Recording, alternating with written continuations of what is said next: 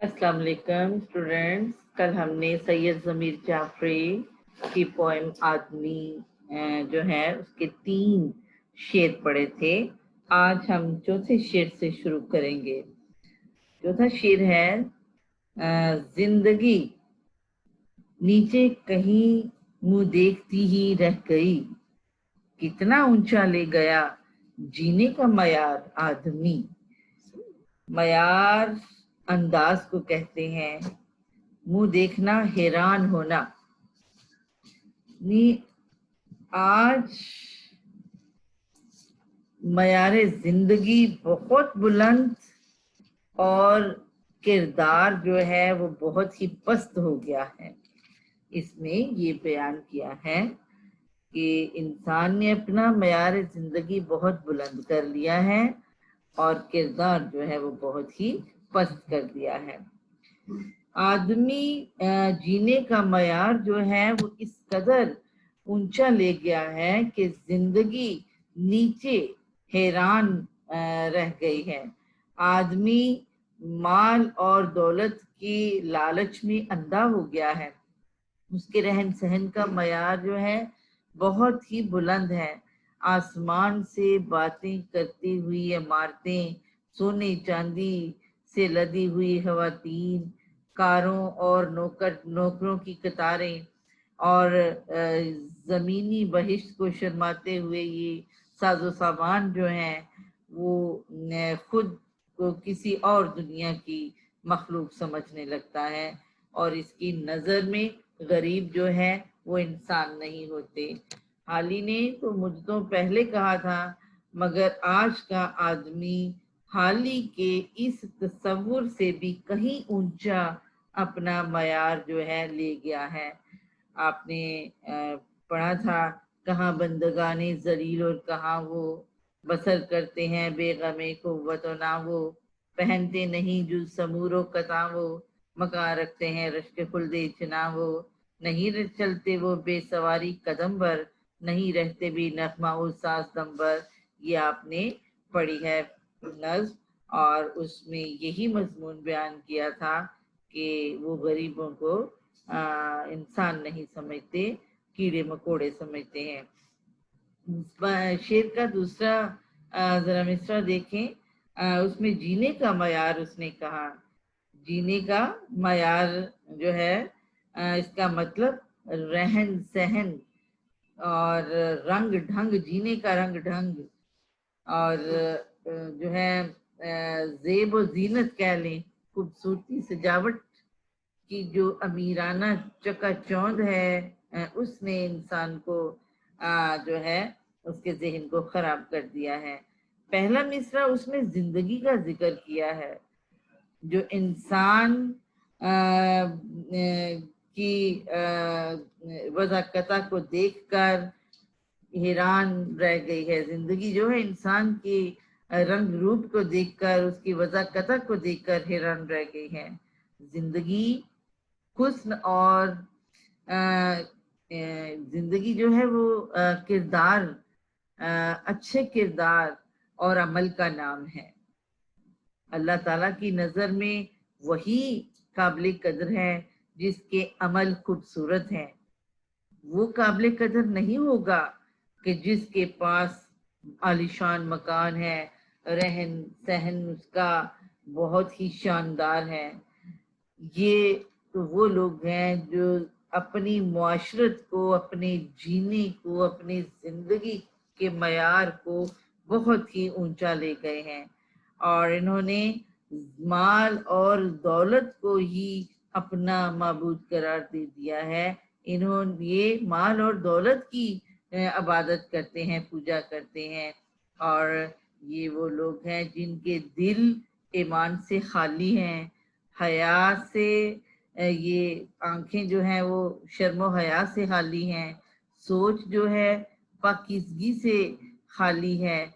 और जब इन्हें मौत आएगी तो जब ये हशर के मैदान में जवाबदही के लिए अल्लाह के सामने पेश होंगे, तब इन लोगों को पता चलेगा कि जिंदगी का असल मयार क्या है।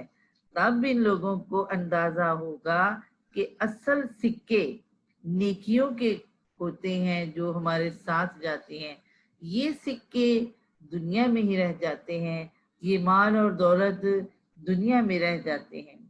یہ حقیقت ہے کہ آج کے آدمی کو مال و دولت کی محبت نے اس قدر اندھا کر دیا ہے کہ کردار کی دولت کو مکمل طور پر نظر انداز کر دیا ہے، اور اس کے سینے میں دل نہیں، پتھر کا ایک ٹکڑا پڑا ہوا ہے جسے کسی کے دکھ درد پر پگھلنا نہیں آتا۔ اور مختصر ہم یوں کہیں گے کہ آدمی آج کا جو آدمی ہے انسانیت سے بالکل خالی ہے، انسانیت کی جو بنیادی قدریں ہیں ان کو فراموش کر بیٹھا ہے، اور اس کے اندر سینے میں دل جو ہے وہ اندھا ہو چکا ہے، اور ایک حیوان میں اور اس انسان میں کوئی بھی فرق نہیں ہے۔ حیوان محض کھاتا پیتا ہے، رہتا سہتا ہے، جبکہ زندگی کھانے پینے اور رہنے سہنے کا نام نہیں، بلکہ یہ تو نام ہے دوسروں کے غموں کو بانٹنے کا، زندگی تو نام ہے دوسروں کے لیے جینے کا۔ اور یہ جو لوگ ہیں جو دولت کو سب کچھ سمجھ رہے ہیں، یہ تو چلتے پھرتے مردے ہیں، یہ تو زندگی ان پر ماتم کر رہی ہے، زندگی ان کو دیکھ کر افسوس کر رہی ہے، اور ان کے دل درد سے سوچ سے بالکل خالی ہیں، اور انہوں نے اپنی زندگی کا معیار تو بلند کر لیا ہے، اور جو ہے کردار اس کو انتہائی کم تر کر دیا ہے، گھٹیا بنا دیا ہے۔ اگلا شعر ہے: عمر بھر صحرا نہ وردی کی مگر شادی نہ کی، کیس دیوانہ بھی تھا اتنا سمجھدار آدمی۔ اس میں یہ بتایا ہے ضمیر جعفری نے کہ مجنو کی دیوانگی بھی عقل رکھتی تھی، یعنی مجنو دیوانہ تھا لیکن اس نے دیوانگی میں بھی عقل مندی کا کام کیا، کہ وہ محبت تو کرتا رہا لیلا سے، لیکن شادی سے ہمیشہ بھاگتا رہا، شادی سے گریزا رہا۔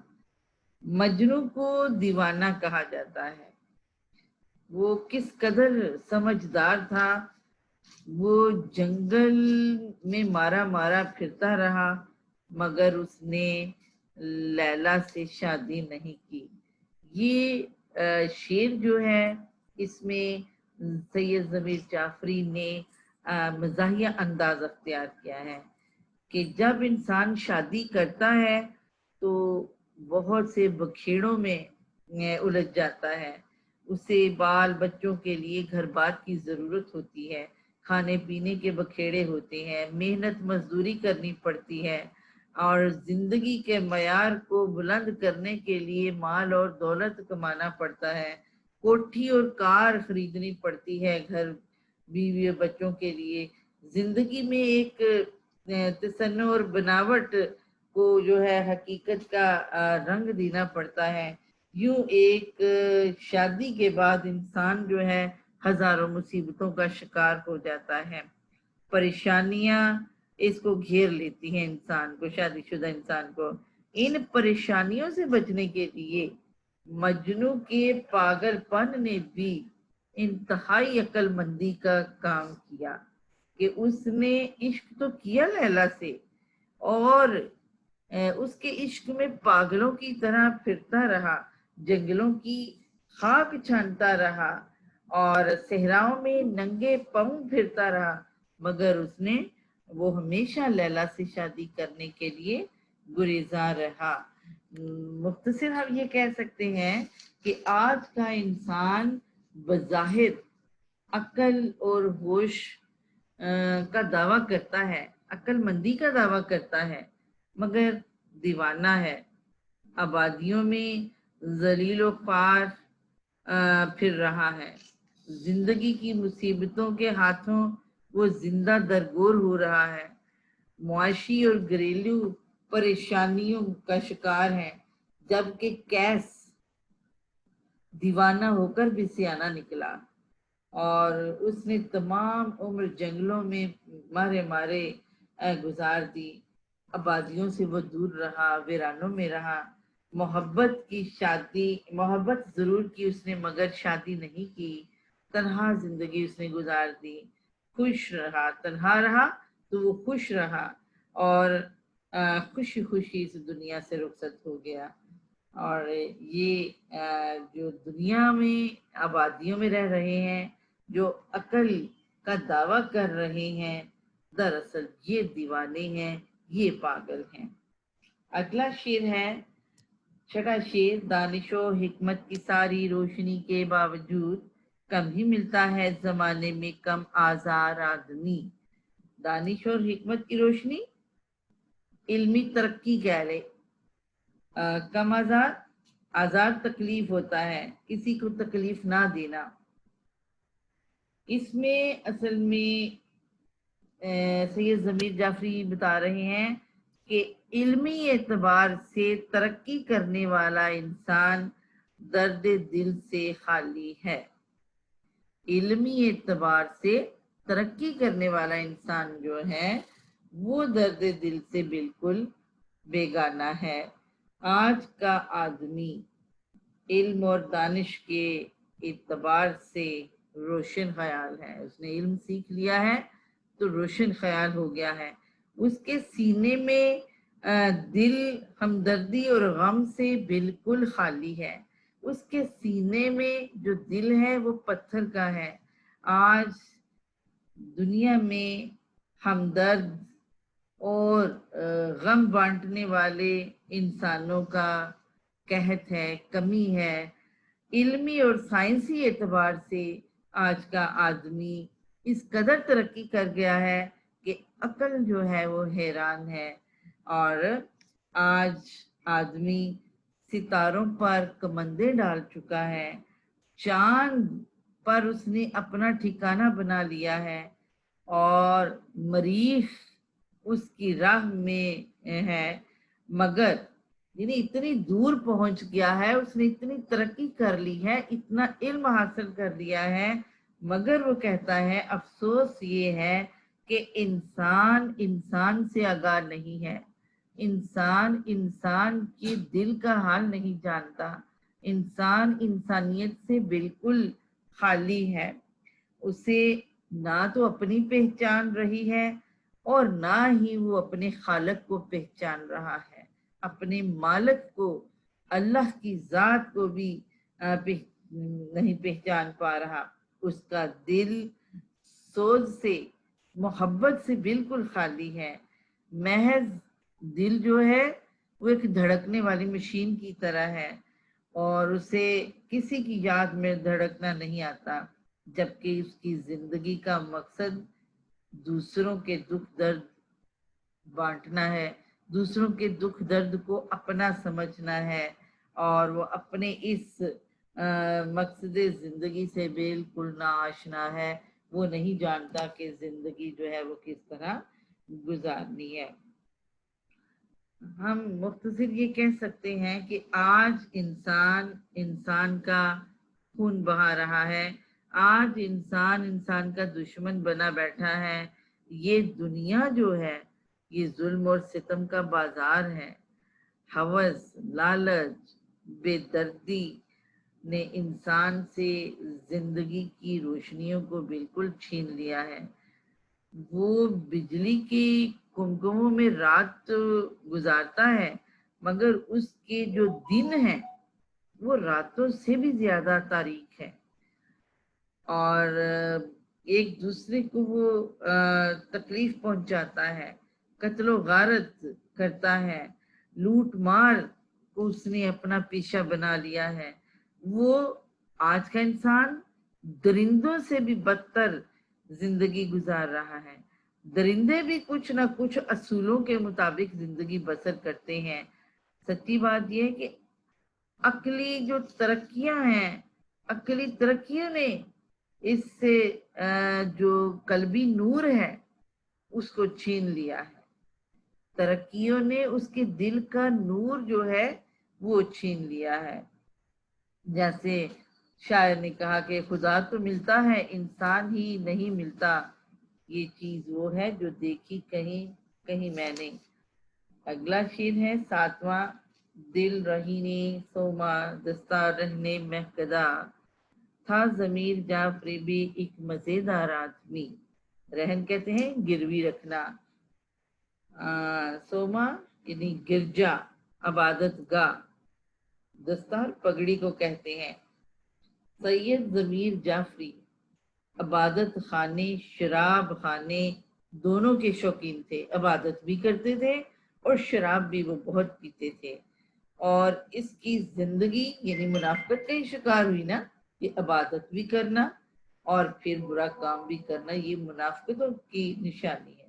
سید ضمیر جعفری بھی کسی قدر جو ہے خوب انسان ہے کہ اس کا دل جو ہے وہ عبادت خانے میں رہتا ہے، اور اس نے اپنی پگڑی کو شراب خانے میں گروی رکھ کر شراب نوشی پینا شروع کر دی ہے۔ اس کی زندگی جو ہے وہ منافقت کا شکار ہے۔ جو انسان منافق ہوتا ہے وہ پھر لوگوں کو دھوکہ دیتا ہے، اور بظاہر تو وہ عبادت گاہوں میں جاتے ہیں، اللہ اللہ کرتے ہیں، اور لوگ اسے پرہیزگار سمجھ کر اس کی عزت کرتے ہیں، مگر اس کا جو دل ہے وہ شراب خانے میں اٹکا ہوا ہے۔ اس کے پاس شراب نوشی کے لیے کوئی بھی پیسہ نہیں ہے، تو اس نے کیا کیا، اس نے اپنی جو پگڑی ہے وہ گروی رکھ دی اور شراب ان سے لے کر پی، اور بعد میں کہا کہ شراب کی قیمت ادا کر کے وہ اپنی پگڑی واپس لے لے گا۔ اس دستار جو ہوتی ہے، پگڑی جو ہوتی ہے، وہ عزت اور آبرو کی علامت ہوتی ہے، اور سید ضمیر جعفری نے اپنا نام شعر میں استعمال کیا ہے، مگر وہ دنیا کی اکثریت پر شدید طنز کر رہے ہیں کہ دنیا والوں کی اکثریت منافقت کا شکار ہے، دنیا والے منافقت سے بھرپور زندگی گزار رہے ہیں، بھیس انہوں نے پرہیزگاروں کا اپنایا ہوا ہے، مگر دل جو ہے شرابی، اور نگاہیں جو ہیں وہ بھی شرابی ہیں، اور دن عبادت گاہوں میں گزارتے ہیں اور رات جو ہے ضمیر جعفری شراب خانے میں بسر کرتا ہے۔ یوں کہہ لیں کہ وہ عملی اور منافقت یہ ہمارے معاشرے کا ایک بہت بڑا روگ ہے۔ یہ جو دو عملی ہے، دو راستے نیکی کا بھی اور بدی کا بھی اپنانا، یہ جو دو عملی ہے یہ ہمارے معاشرے کا بہت بڑا روگ ہے۔ انسان دنیا کو دکھانے کے لیے عبادت خانوں کے چکر لگاتا ہے، اور پرہیزگاری جو ہے اس سے کوسوں دور رہتا ہے۔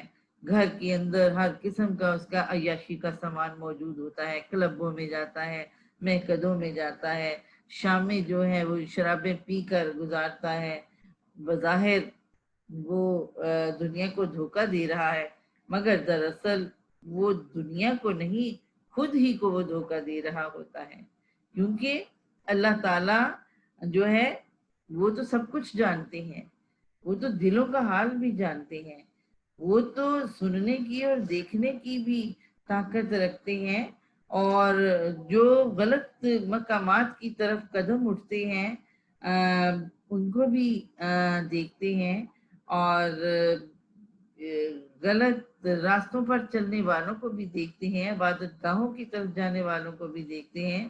رات کے اندھیرے میں بھی انسان اگر جو ہے وہ اللہ سے چھپ نہیں سکتا، اور سب سے سخت سزا منافق کے لیے اللہ نے رکھی ہے، اور سید ضمیر جعفری نے اس منافقت کو اپنے شعر میں نشانہ بنایا ہے اور طنز کیا ہے کہ یہ منافقت ہمارے معاشرے کی سب سے بڑی بیماری ہے۔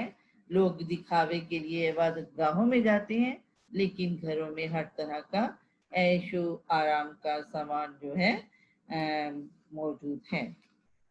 آخری شعر ہے، پہلے کشتی ڈوب جاتی تھی نظر کے سامنے، اب گرے گا بحر اوقیانوس کے پار آدمی، یعنی سائنس نے جو ترقی کی ہے اس نے فاصلوں کو کم کر دیا ہے.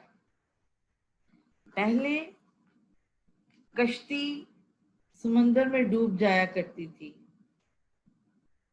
ساحل تک، کنارے تک کوئی پہنچتا تھا. اب ذرائع جو ہے وہ اس قدر تیز ہو گئے ہیں کہ انسان ادھر چلتا ہے اور ادھر امریکہ میں اتر جاتا ہے. یعنی سفر کم ہو گیا ہے، وقت جو ہے وہ کم جو ہے استعمال میں آتا ہے. پہلے لوگ دریاؤں میں، جب ہوائی جہاز نہیں ہوا کرتے تھے تو دریاؤں میں سفر کیا کرتے تھے. سمندروں میں کشتیوں کے ذریعے، جہازوں کے ذریعے، بحری جہازوں کے ذریعے ایک ملک سے دوسرے ملک جانے کے لیے لوگ سفر کرتے تھے. اور یہ سفر کئی مہینوں پر مشتمل ہوتا تھا اور خطرناک بھی ہوتا تھا. راستے میں کہیں طوفان آ جائے، کشتی الٹ جائے، جہاز ڈوب جائے، ہوائیں جو ہیں وہ مخالف ہوں تو دن جو ہے وہ مہینوں میں بدل جاتے، سفر جو ہے وہ لمبا ہو جاتا. سمندر میں طوفان آ جائے تو کشتیاں اور جہاز ڈوب جاتے تھے اور مسافر جو تھے وہ پانی کا نوالا بن جاتے تھے، مر جاتے تھے. آج کا سفر انتہائی تیز رفتار ہے. وہ تو پہلے کے سفر کی بات بتائی کہ جہازوں پر کرتے تھے. آج کا سفر جو ہے وہ اتنا تیز رفتار ہو گیا ہے کہ مہینوں کا سفر جو ہے گھنٹوں میں، دنوں میں، گھنٹوں میں طے ہو رہا ہے. پہلے انسان سمندروں میں گرتے تھے، سمندروں میں جہاز الٹتے تھے طوفان سے تو وہ ڈوب جاتے تھے، مر جاتے تھے. اور آج یہاں ہے چند گھنٹوں میں بحر اوقیانوس کے پار امریکہ انسان پہنچ جاتا ہے. آج سائنسی ترقیوں نے دنیا کی وسعتوں کو کم کر دیا ہے، دنیا کے فاصلوں کو کم کر دیا ہے. آج پوری دنیا ایک شہر سا بن گئی ہے. پوری دنیا نہیں بلکہ ایسے لگتا ہے کہ ایک شہر سے اٹھ کر دوسرے شہر چلے گئے ہیں. آج کا سفر انتہائی آسان ہے. پہلے لوگ قافلوں کی صورت میں سفر کیا کرتے تھے، راستے میں بیابان آتے تھے اور راستے میں ہی ان کو لوٹ بھی لیا جاتا تھا اور راستے میں ہی لوگ مر بھی جاتے تھے. بہت کم لوگ پہلے زمانے میں اپنی منزلوں کو پہنچا کرتے تھے. شاعر اسی حقیقت کو آسان لفظوں میں اور مزاحیہ انداز میں بیان کر رہا ہے کہ پہلے مسافر کشتیوں میں سفر کرتے تھے اور دیکھتے ہی دیکھتے کشتیاں ڈوب جایا کرتی تھی اور ساحلوں پر کھڑے لوگ بے بسی سے ان کے ڈوبنے کا منظر دیکھ رہے ہوتے تھے. مگر آج انسان سمندر میں نہیں، سمندر کے پار جا کر گرتا ہے. پہلے انسان ڈوبتا تھا، آج کا انسان جو ہے وہ گرتا. اب دیکھیں کہ جہاز جب گرتے ہیں، تباہ ہوتے ہیں تو لوگ زمین پر آ کر گرتے ہیں. اور آپ کہتا ہے کہ کشتیوں میں سفر کرنے والا اور طوفانوں کی نظر ہونے والا انسان آج فضاؤں میں سفر کرتا ہے، مگر فضا میں بھی وہ محفوظ نہیں ہے. وہ پھر بھی حادثوں کا شکار ہو جاتا ہے. وہ منزل پر پہنچتا بھی ہے مگر اسے گاہے گاہے منزل پر پہنچنا نصیب نہیں بھی ہوتا. منزل سامنے بھی ہوتی ہے اور حادثے کا شکار ہو کر زندگی سے ہاتھ بھی دھو بیٹھتا ہے. یہ ترقی کے نقصانات ہیں. گویا شاعر کہتا ہے کہ انسان جو ہے وہ ترقی تو کر بیٹھا ہے لیکن ترقی جو ہے انسان کا سب سے بڑا المیہ بن گئی ہے اور وہ صرف اور صرف اللہ کو بھلا بیٹھا ہے اور دنیاوی چیزوں پر بھروسہ کر رہا ہے. یہ تھا آدمی کل کا اور آج کا، جس کا فرق سید ضمیر جعفری نے بتایا ہے اور معاشرے کے جو المیے ہیں ان پر اس نے روشنی ڈالی ہے اور بتایا ہے کہ انسان نے ترقی کر لی ہے اور اپنے لیے بہت سے مسائل اور مصائب پیدا کر لیے.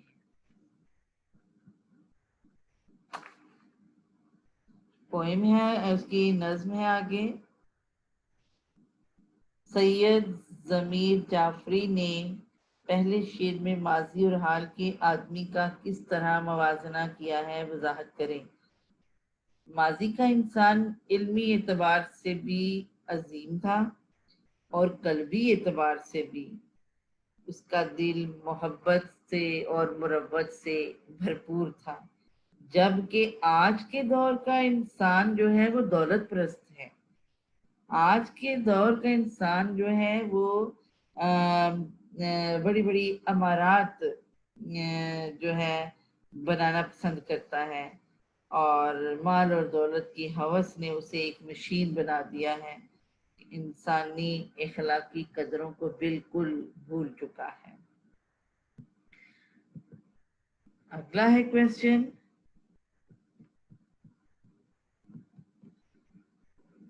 نظم کے دوسرے شعر میں شاعر کا کہنا ہے کہ کل بلاتی اور گھنی بستیوں میں مشکل سے 2-4 آدمی ہی ملتے ہیں.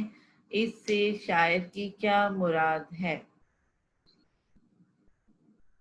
آدمیوں کی بھیڑ میں انسان اکا دکا ہی نظر آتے ہیں.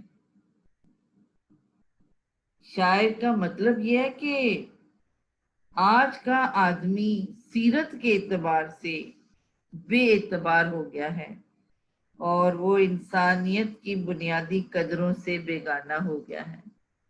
یعنی کہ دیکھنے میں تو وہ آدمی ہے لیکن انسانیت ختم ہو چکی ہے. اگلا کوشچن ہے، اس شعر کی تشریح کیجیے. زندگی نیچے کہیں منہ دیکھتی ہی رہ گئی، کتنا اونچا لے گیا جینے کا معیار آدمی. یہ میں نے کروا دیا آپ کو. چوتھا شعر ہے کہ اگرچہ اس نظم کے بیشتر اشعار ظریفانہ ہیں، لیکن شاعر نے اس نظم میں بڑی سنجیدگی سے انسانوں کے اخلاقی زوال پر غم اور تشویش کا اظہار کیا ہے. آپ اپنی رائے کو 4-5 سطروں میں لکھیے.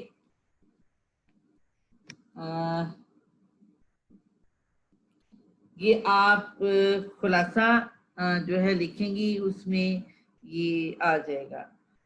اور مصرے مکمل کرنے ہیں. کتنا کامیاب آدمی، کتنا بسیار آدمی. دوسرا ہے جتنا بیمار آدمی اتنا طرح دار آدمی. کتنا اونچا لے گیا جینے کا معیار آدمی. تھا ضمیر جعفری بھی ایک مزیدار آدمی. شاعر نے اس شعر میں کیا بات کہنے کی کوشش کی ہے؟ پہلے ڈوب جاتی تھی کشتی نظر کے سامنے، اب گرے گا بحر اوقیانوس کے پار آدمی. ابھی میں نے آپ کو بتا دیا ہے اس کی تشریح. اس کا جواب آپ خود بنائیں. ٹھیک ہے، آپ کی یہ نظم بھی کمپلیٹ ہو گئی ہے، اور انشاءاللہ کل جو ہے اگلا لیسن دیکھیں کیا ہمیں ملتا ہے. اوکے جی، اللہ حافظ.